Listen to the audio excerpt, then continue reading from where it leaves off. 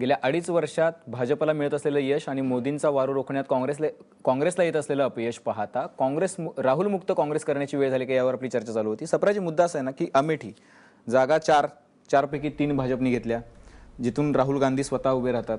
रायबरेली 6 जागा, त्यापैकी 3 भाजपने घेतल्या. आग्रा 9 पैकी 9 भाजपला, इलाहाबाद 10 पैकी 9 भाजपला, मथुरा 8 पैकी 4 भाजपला. ठीक आहे, किमान अमेठी रायबरेलीत तरी किमान. मग असं आहे, अमेठी आणि रायबरेली हे तुम्ही गेल्या 2-3 निवडणुकाच्या हे आकडे बघा. 2012ची जी निवडणूक होती असेंब्लीची, त्यामध्येही असं कौल लागला होता. रायबरेलीमध्ये एकही सीट आली नव्हती आणि अमेठीमध्ये 2 सीट आल्या होत्या. त्यानंतर 2014च्या लोकसभाची निवडणूक, त्यामध्ये परत राहुल गांधींना 5 मधून 4 विधानसभा क्षेत्रात लीड आली होती आणि सोनिया गांधींना 5ही विधानसभा क्षेत्रामध्ये लीड आली होती. परत आता ही जी निवडणूक आली आहे 2017ची, ह्यामध्ये तसंही कौल गेलेला आहे. तर रायबरेली आणि अमेठीची जनता आहे ती सोनिया गांधी आणि राहुल गांधीला लोकसभेत मतं द्यायला तयार आहे, पण कुठेतरी विधानसभेमध्ये त्यांनी दिलेले उमेदवार जे आहेत त्यांना मतं देऊ इच्छित नाही. हा चिंतेचा विषय आहे काँग्रेससाठी. उमेदवार चुकले असतील कदाचित, कारण हे परिणाम आलेले आहेत. आता काँग्रेस पक्षाला यावर आत्मपरीक्षण करावं लागेल. कसं घडतोय, परत का घडतोय, हा चिंतेचा विषय आहे. मी एग्री करतो. अमेठी रायबरेलीमध्ये 1999 पासून समाजवादी पक्षांनी लोकसभेला एकदाही उमेदवार दिलेला नाही. जर त्यांनी उमेदवार दिले तर अमेठी रायबरेली सुद्धा धोक्यात आहे. नाही, ते दिलं नाही की देणार की नाही देणार, हा देतील तेव्हा आपण बघू. नाही, इतिहासच आहे. नाही, देणार तेव्हा बघू आपण. आता देत नाही त्यावर आता चर्चा करायचं योग्य ठरणार नाही. नाही, हे मी आकड्यांच्या आधारावर सांगतो. मागच्या वेळेला राहुल गांधींच्या विरोधात जेव्हा स्मृती इराणी आणि कुमार विश्वास लढले, त्यावेळेला जर सपा एक फॅक्टर असता तर निश्चितपणे राहुल गांधी हरले असते, असं आकडे सांगतात. कारण तुम्ही आता समाजवादी पक्षाचे तिथं उमेदवार होते आणि अमेठीमध्ये 3 ठिकाणी बंडखोरी केली समाजवादी पक्षांनी आणि 3ही ठिकाणी अखिलेशनी त्याचं अधिकृत चिन्ह दिलं महागठबंधन असताना तुमचं. त्यामुळे तुम्ही जे सांगतायत ह्या आकड्यांच्या आधारावर मी तुम्हाला उमेदवार दिला नाही लोकसभेची निवडणुकीमध्ये, त्यावर चर्चा करून आता काय उपयोग नाही ना. तुमचे गट धोक्यात हे मान्य करा. जसं राहुल गांधींमुळे मी करतोय की चिंताचा विषय आहे, त्यावर काँग्रेस पक्षाला आत्मपरीक्षण करावं लागेल. मी पहिलाच बोललोय. पण सप्राजी असं आहे की बऱ्याच जणांचं, बऱ्याच राजकीय पंडितांचं असं म्हणणं आहे की राहुल गांधींचं जे नेतृत्व आहे त्याच्यातच प्रॉब्लेम आहे. त्याच्यामुळे प्रशांत किशोर आणि बाकी ठिकाणी त्यांचं जादू यशस्वी झाली, पण इथं प्रॉब्लेम झाला आणि ते करू शकले नाही. त्याचं कारण राहुल गांधींच्या नेतृत्वाचाच फॉल्ट आहे. तर तुम्हाला असं कधी दिसतो का आणि त्याच्यात कसं दुरुस्त होण्याची शक्यता आहे का? म्हणजे काय दिग्दर्शक चांगला असला तरी अभिनेता. त्या पंडितांना हेही विचारा की पंजाब मध्ये कशी आली आहे काँग्रेस पुढे, मणिपूरमध्ये कशी आली आहे, गोव्यात कशी येत आहे पुढे, हे त्या पंडिताला विचारा. आणि शेवटी हे जे आपण सर्व बसलेले आहे, सर्वांना एकच राहुल गांधीची चिंता लागली असं मला दिसून येतोय. सर्वांना काँग्रेस पक्षाची एवढी चिंता आहे. मेरा एक सवाल सपना जी से है कि कांग्रेस के नेतृत्व के अलावा मुझे तो अब लग रहा है कि यूपीए का भी जो लीडरशिप कांग्रेस के हाथ में थी वो भी अब राहुल गांधी और कांग्रेस के हाथ से चली गई है. क्योंकि अपोजिशन का अगर गठबंधन होता है या बड़ा होता, देखिए वो यूपी में सेकंड फिडल बन गए, अखिलेश के नंबर 2 पे साइकिल के कैरियर पे बैठ गए. बिहार में वो नंबर 3 पे बनने को तैयार हो गए.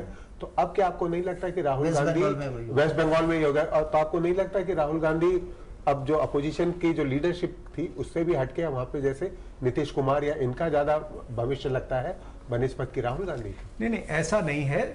तुम्ही पाहिलं सर्व जे आपले पार्लमेंटचे जे सेशन आहेत त्यामध्ये राहुल गांधींनी अनेक विषय उचललेले आहेत. आणि राहुल गांधी म्हणजे थेट तुम्ही बघितलं तर राहुल गांधी वर्सेस मोदी असंच चाललं. पार्लमेंटच्या सेशन मध्ये तर त्यांच्या उपस्थितीवरूनच पहिलं प्रश्नचिन्ह तर राहुल गांधींच्या पार्लमेंटमधल्या उपस्थितीवरच आहे. उत्तर प्रदेशमध्ये मोठा पक्ष हा समाजवादी पार्टी आहे. काँग्रेस हा छोटा पक्ष होता किंवा आहे नाही, तुमच्या आणि छोट्या पक्षाला तुम्ही सर्व आता बसून इथे टार्गेट नाही, नाही. करतात आणि हे- समाजवादी पार्टीचा कोणी बोलतच नाही, नाही, नाही छोट्या- आणि अखिलेश राष्ट्रीय नाही, नाही, उत्तर प्रदेशमध्ये ते आकड्यांवरून विसरून गेले की राष्ट्रीय पक्ष होता आणि 130 वर्ष जुना आहे हे मध्ये नाही नाही असं नाही ते आकडे सर्व मला आठवण आहेत आणि माहिती आहे आणि आमचा विसरणार concern- नाही मी आमचा पण concern उत्तर काय प्रदेशमध्ये तुम्हाला सांगतो? नाही, उत्तर आमचा प्रदेशमध्ये concern काय समाजवादी सांगतो? पक्ष हा मोठा पक्ष आहे पण सप्राजी, आमचा त्याची concern चर्चा काय आहे? सोडून फक्त पण काँग्रेस सप्राजी पक्षाची चर्चा या सप्राजी जगात चालू आहे. सप्राजी राहुल गांधींबद्दल कन्सर्न एवढ्यासाठी आहे, तुम्ही आता जे म्हणाले जे जे मुद्दे राहुल गांधींनी उठवले राष्ट्रीय पक्षाचे प्रमुख म्हणून ते सगळे मुद्दे जनतेने नाकारलेत असं निवडणुका दाखवतात. जेव्हा प्रमुख पक्षाचा नेता जे बोलतो ते जनता मान्य करत नाही असं वाटतं तेव्हा त्या नेतृत्वाबद्दल प्रश्न करणं हा नागरिकांचा अधिकार आहे. तोच मी सांगतो हे तुम्ही त्या अनुषंगाने म्हणतात की युपीची जी निवडणूक झाली आहे त्याचे जे आता निकाल आलेले आहेत त्या अनुषंगाने तुम्ही सांगता अर्थात. पण तसं मणिपूरमध्ये गोव्यात आणि पंजाबमध्ये घडलं नाही ना नाही पण तिथे भाजप सफाई नाही झालंय. नाही सफा का पंजाबमध्ये काय झालंय पंजाबमध्ये 7 सीट राहिली भाजपची मग पण मणिपूरमध्ये नव्हते ते पुढे गेले. मणिपूरमध्ये नव्हते पण मणिपूरमध्ये जे तुम्ही जे बघा 2 महिन्या अगोदर पासून 60 मंत्री तिथे जातात आणि तिथे दखल घेतात म्हणजे त्या ठिकाणी बसून राज्य शासन काय करतोय त्यांना म्हणजे काम करू देत नाही. त्यानंतर इन्सर्जन्सीला मदत करतात आणि त्या ठिकाणी ब्लॉकेड असतो एवढ्या महिन्यात आणि तिथे किलिंग झाल्या त्यामध्येही म्हणजे जे भाजपचे मोठे नेते गेले चंदनपूर की काहीतरी होतात तिथे 15 लोक मेलेले होते. त्यामध्येही त्यांनी जे आरोपी होते त्यांना सहकार्य केलं. म्हणजे एवढं सेंट्रल मिनिस्टर्सच्या तिथे त्या ठिकाणी जाणं आणि हे सर्व मणिपूरमध्ये करणं म्हणजे हे सर्व बघून विपरीत परिस्थिती बघून आज काँग्रेस पक्ष त्या ठिकाणी लीडवर आलाय. त्या ठिकाणी मसल पॉवर आणि हे सर्व वापरून सुद्धा काँग्रेस पक्षाने तिथे किल्ला जो आहे तो ठीक आहे राखीव ठीक आहे ठेवला. भातखळकरजी तुम्ही इतकी मनी आणि मसल पॉवर वापरली तरी सुद्धा काँग्रेस पक्ष तिथं म्हणजे तग धरून आहे असं त्यांचं म्हणणं आहे. नाही असं आहे ना की आपल्या मराठीत म्हण आहे नाचता येणं अंगण वाकडं तशी या विरोधी पक्षांची सगळ्यांची अवस्था आहे. त्यामुळे मायावती असतील काँग्रेस असेल त्यामुळे खरं तर मला यांच्याविषयी सहानुभूती वाटते. त्यामुळे ते सहानुभूतीला आज पात्र आहेत. असं आहे त्यांनी जोपर्यंत खरं आत्मचिंतन ते करणार नाहीत तोपर्यंत ते कधीही पराभवाच्या गर्तेतून उभं राहण्याचा त्यांची जी इच्छा आहे ती कधी पूर्ण होणार नाही.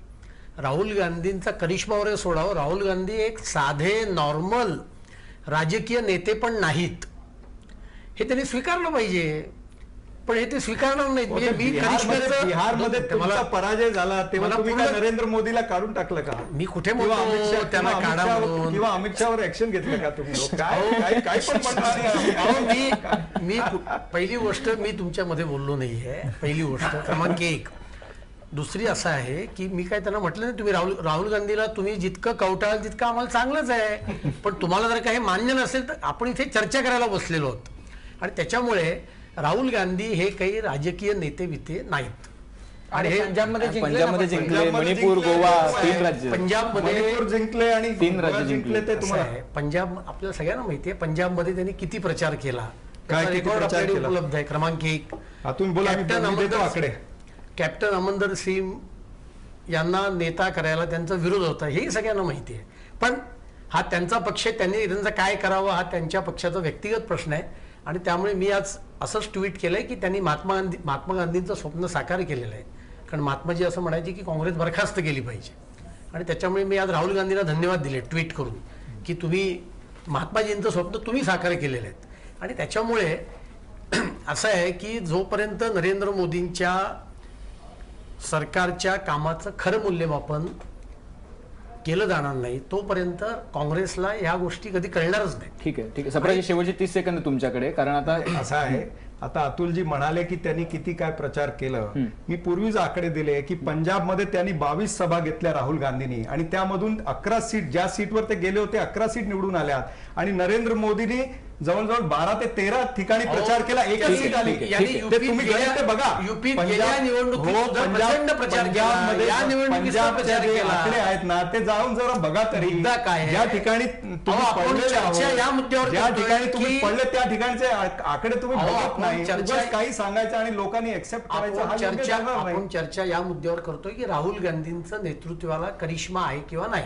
गेल्या युपीच्या विधानसभा निवडणुकीचा राहुल गांधींनी तुम्ही चिंता करू नका ना. तुम्ही म्हटलं जास्त तुम्हाला. विश्लेषण त्यावर कशासाठी करतात ते आम्हाला ठीक आहे, भाग आहे, ठीक आहे, त्यांनी हो. मला असं ती चिंता आम्हाला आहे. तुम्ही तुम्ही- कशासाठी चिंता करा. मला चिंता एवढीच आहे, लोकसभेच्या त्यांना आधी- चिंता यामुळे आहे की तुमच्यातले सगळे नेते त्यांच्याकडे जातात आणि त्यांच्यातल्या लोकांना संधी मिळत नाही, मग त्याच्यामुळे चिंता आहे त्यांना, बाकी काय नाही सरप्राईज. लोकसभेच्या आधी तुमच्याकडे सगळे नेते जातात आणि त्यांना संधी मिळत नाही, 15 मग नेते आमचे उत्तराखंडचे 15 नेते आमचे यांनी घेतले, यांना फायदा झाला. अहो त्यात ते का जातात सप्राजी? तुमच्या नेतृत्वावर विश्वास नाही राहिला म्हणून जातात ना ते.